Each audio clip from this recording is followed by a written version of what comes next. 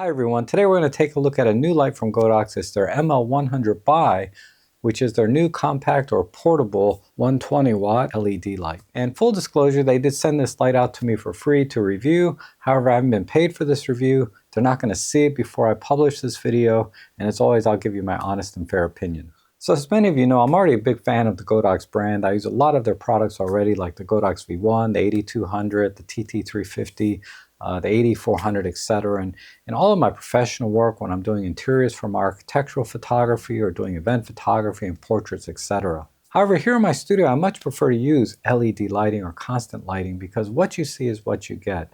You know, obviously in video work, you have to use constant lighting, but even in photography, I found LED lighting is much easier to use in a studio setting. So in a few minutes, I'll give you a few examples of how I use LED lighting here in my studio, specifically for portrait photography. But for now, let's go over some of the features of this light and the pros and cons, what I like and dislike about it. So here's the ML100B, and as you can see, it's a very small, compact light. It's really about the same size as like one of those Instax square cameras from Fujifilm.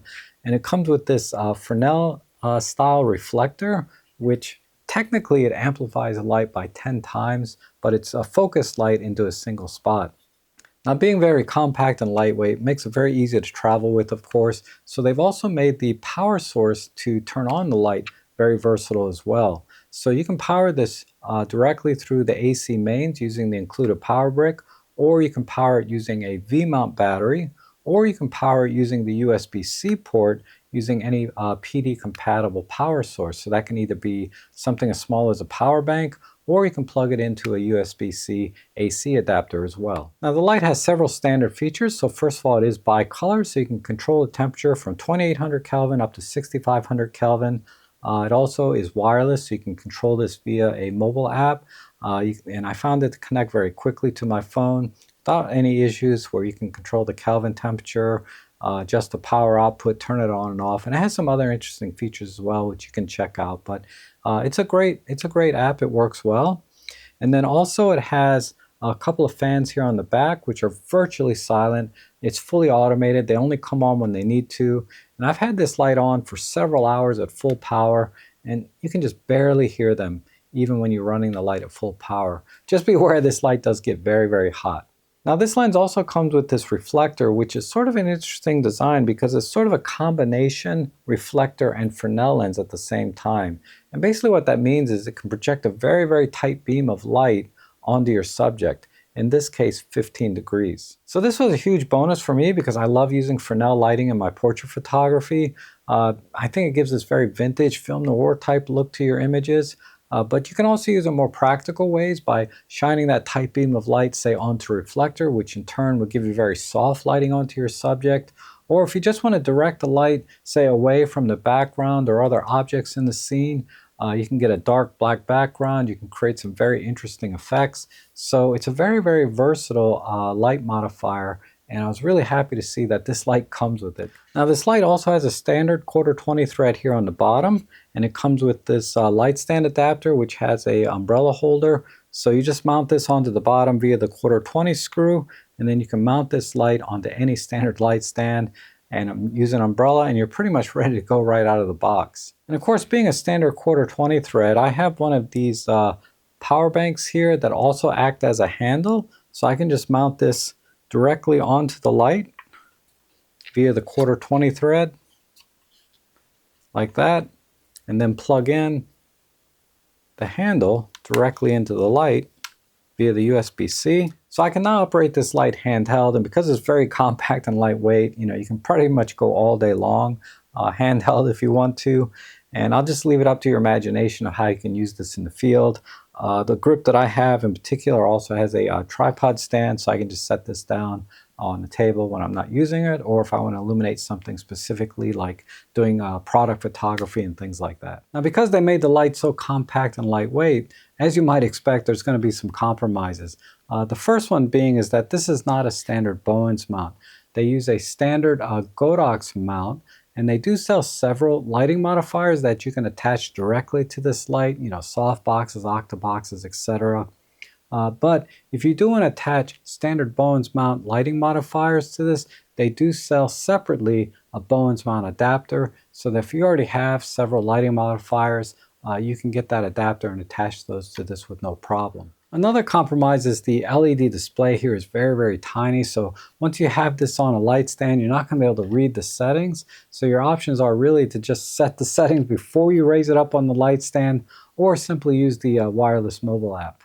Now, in terms of workflow, being that this is a portable travel style type light, it doesn't have a quote unquote studio mode, whereby if you cut the power to the light and then you cut the power back on, the light is not going to come back on automatically. You have to actually push and hold the power button to turn the light back on. Now, when you turn it back on, it'll remember the last settings that you used. But if you have, say, this light hooked up to your mains with several other lights, and you cut the power, and then later the next day you want to turn the power back on, the light is not going to just come back on automatically. And then just for clarity, the light does not have any internal battery. So that makes it really safe for traveling. You know, once you pack it in your bag, it's not going to just come on automatically and potentially cause a fire. But you will need to remember to bring, you know, the one of the other three options to power the device, you know, the AC power brick, or USB-C, or V-mount battery. All right, now I want to show you a few images I took using this light and how simple my setup was. So since I'm using a modifier, I took the reflector off of the ML100 and I put it here on a light stand, and I used a 32-inch reflective umbrella, and then I just kind of simply pointed it in this direction towards me at about 45 degrees, and I stood in front of this backdrop, used a remote trigger, and took the picture. And again, this was the only light that I used for this shot. And then for these next two shots, I just simply lowered the umbrella down to about here. And then I sat down in a chair with a little prop here, and I took this picture with the remote trigger. And then for this next shot, I left the light in the same place, just sat behind a desk and took these pictures.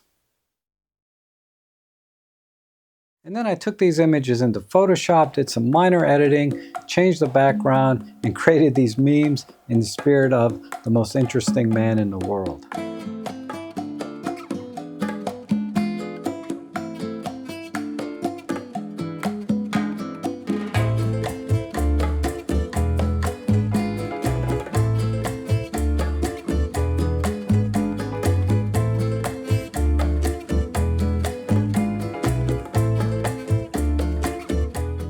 And then for the second image, I simply put the reflector back on, put the ML100 on a boom overhead, so it pointed a nice tight beam coming straight down, and I set the temperature to 5600 K, and then I added a second LED light, put a Fresnel lens on it, changed the temperature to 3200 Kelvin, and beamed that light onto some foam whiteboards, which reflected a nice soft warm light back onto me. And I took this picture here.